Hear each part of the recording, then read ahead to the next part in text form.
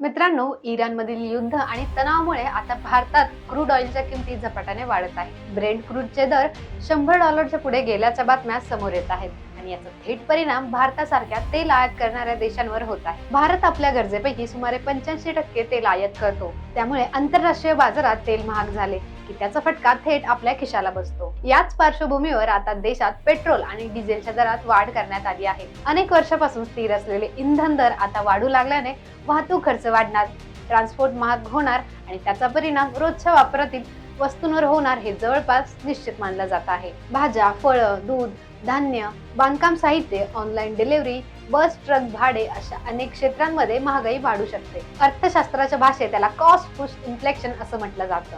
म्हणजे उत्पादनाच्या किंवा वाहतुकीचा खर्च वाढल्यामुळे वस्तू आणि सेवांच्या किमतीत वाढ होणे. हे मागणी वाढलेली नसते, पण उत्पादन खर्च वाढल्यामुळे महागाई निर्माण होते. सध्या इंधन दरवाढीमुळे नेमकी अशीच परिस्थिती निर्माण होत आहे. आता या परिस्थितीत सर्वांचं लक्ष लागलं आहे ते रिझर्व्ह बँक ऑफ इंडिया म्हणजेच आरबीआय कडे. महागाई नियंत्रणात ठेवण्यासाठी आरबीआय कडून महाग पैशाचं धोरण लागू केलं जाऊ शकतं. जर महागाई सातत्याने वाढत राहील तर आरबीआय रेपो रेट सारखे महत्त्वाचे व्याजदर वाढवू शकते. आरबीआय गव्हर्नर संजय मल्होत्रा यांनी सुद्धा स्पष्ट संकेत दिले आहेत की जर तेलाचे दर दीर्घकाळ उंच राहिले तर धोरणात्मक पावले उचलावी लागू शकतात. रेपो रेट वाढला तर बँकांचे कर्ज महाग होते. परिणामी home loan, car loan, personal loan आणि व्यावसायिक कर्जांचा ईएमआय वाढू शकतो. म्हणजेच सामान्य माणसाच्या मासिक बजेटवर दुहेरी ताण येऊ शकतो. एकीकडे महागाई आणि दुसरीकडे वाढलेले कर्जाचे हप्ते. याशिवाय रुपयावरही दबाव वाढताना दिसत आहे. तेल आयात करण्यासाठी अधिक डॉलर लागतात, त्यामुळे रुपया कमकुवत होण्याची शक्यता आहे.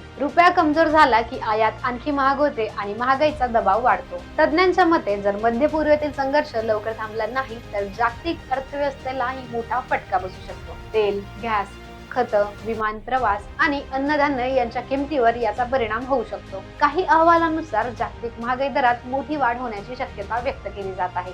एकंदर पाहता इराण युद्धाचा परिणाम फक्त तेलापुरताच मर्यादित राहिलेला नाही, तर तो थेट आता सामान्य नागरिकांच्या रोजच्या जीवनावरही दिसू लागला आहे. त्यामुळे पुढील काही महिने अर्थव्यवस्थेसाठी अत्यंत महत्त्वाचे ठरणार आहे. मित्रांनो, ही माहिती तुम्हाला कशी वाटली हे कमेंटमध्ये नक्की सांगा आणि चॅनलला सबस्क्राईब करा.